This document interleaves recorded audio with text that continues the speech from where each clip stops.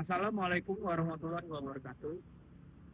Kami hari ini akan mewawancarai mengenai materi tentang Pancasila pada anggota TNI yang berjaga di Pos 2 pada hari ini di Markas Dasdam 2 Sunjaya Palembang.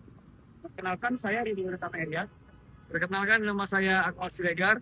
Perkenalkan, nama saya Muhammad Regat Yumi. Kenalkan, nama saya Riki Adhika.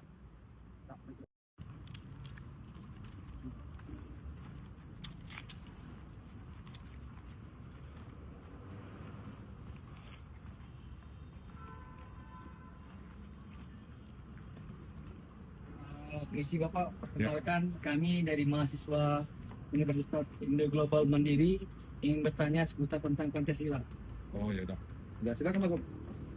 Duduk sini duduk.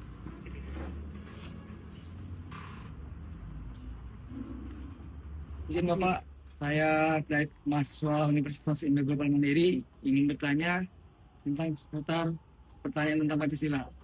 Silakan.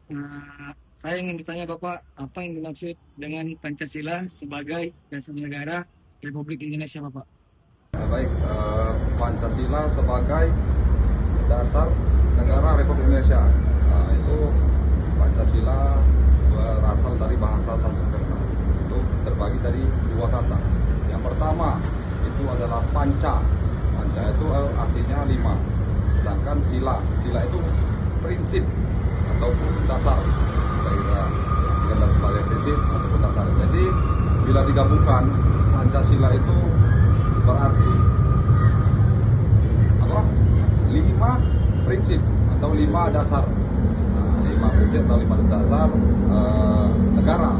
Nah itu untuk pengertiannya. Adapun pertanyaan kedua yang ingin saya tanyakan Bapak, bagaimana peran Pancasila dalam menjaga persatuan dan kesatuan bangsa di Indonesia Bapak? Nah, baik, untuk peran Pancasila sebagai apa tadi? Sebagai penjaga persatuan Indonesia.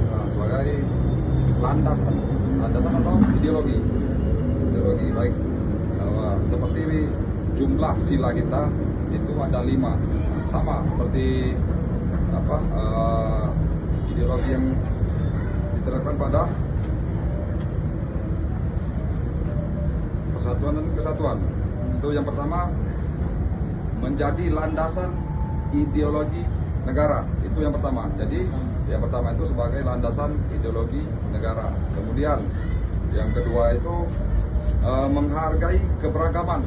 Jadi saling menghargai keberagaman antar umat beragama. Itu yang kedua. Kemudian yang ketiga, mendorong keadilan sosial. Itu pengertiannya. Jadi yang ketiga itu mendorong keadilan sosial.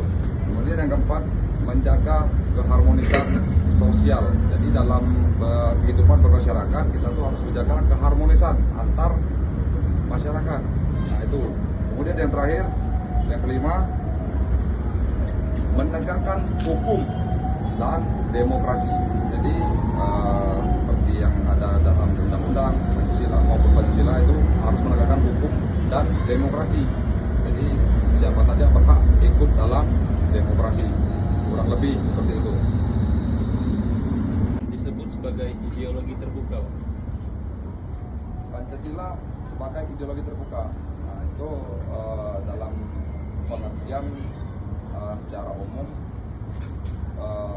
Pancasila dalam ideologi terbuka itu bersifat dinamis dan fleksibel. Nah, dia bersifat dinamis dan fleksibel. Nah itu. Kemudian dia juga menyesuaikan dengan perkembangan zaman. Jadi tidak berubah. Dia tetap menyesuaikan perkembangan zaman. Kita lihat dari zaman sebelum revolusi dengan aturan yang sudah dibuat, kemudian ke zaman setelah revolusi. Nah, tetap dia menyesuaikan dengan perkembangan atau perubahan zaman dan harus digarisbawahi tanpa merubah nilai-nilai dasarnya. Jadi perkembangan zaman, undang-undang, dasar hukum itu semua boleh berubah kecuali nilai-nilai dasar itu tidak bisa dirubah. Nah, kurang lebih seperti itulah. Baik. Terus selanjutnya Pak, saya bertanya tentang bagaimana Pancasila bisa diterapkan dalam kehidupan sehari-hari. Oke. Nah, untuk penerapan Pancasila itu sendiri dalam kehidupan sehari-hari itu menyesuaikan dengan sila ya. Kita ketahui sila pertama, sila pertama.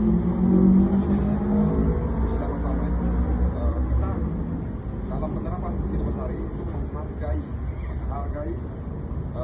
orang lain dengan tidak membeda-bedakan agama. Nah, itu. Kemudian untuk yang kedua, sesuai sila kedua, apa sih sila kedua?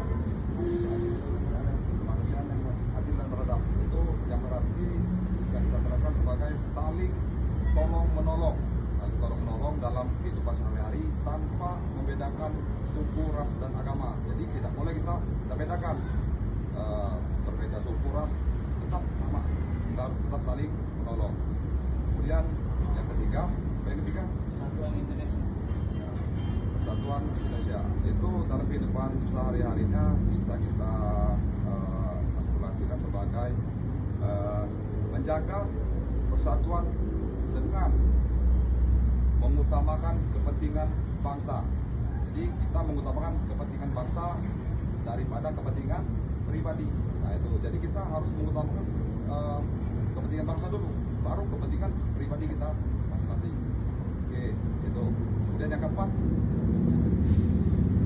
Negara yang dipimpin oleh dua kebiasaan dalam permusyawaratan rakyat. nah, jadi untuk sila keempat itu bisa kita terapkan dalam kehidupan sehari-hari. Contohnya kita bermusyawarah untuk mufakat dalam ataupun sebelum kita mengambil keputusan. Jadi kita harus musyawarah untuk mencapai mufakat, baru kita bisa mengambil suatu keputusan. Nah, itu artinya kurang lebih seperti itu. Kemudian untuk sila kelima, Keadilan sosial bagi seluruh rakyat Indonesia. sila kelima, keadilan sosial bagi seluruh rakyat Indonesia. Itu bisa kita terapkan dalam kehidupan sehari-hari. Kita harus berbuat adil, dan menghargai hasil karya orang lain. Jadi kita itu harus adil antar sesama, juga kita harus menghargai hasil karya orang lain.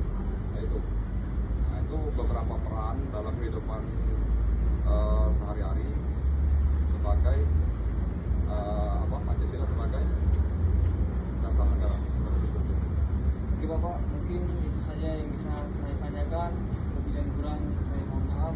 Saya akhirin. Assalamualaikum warahmatullahi wabarakatuh. Waalaikumsalam. Terima kasih.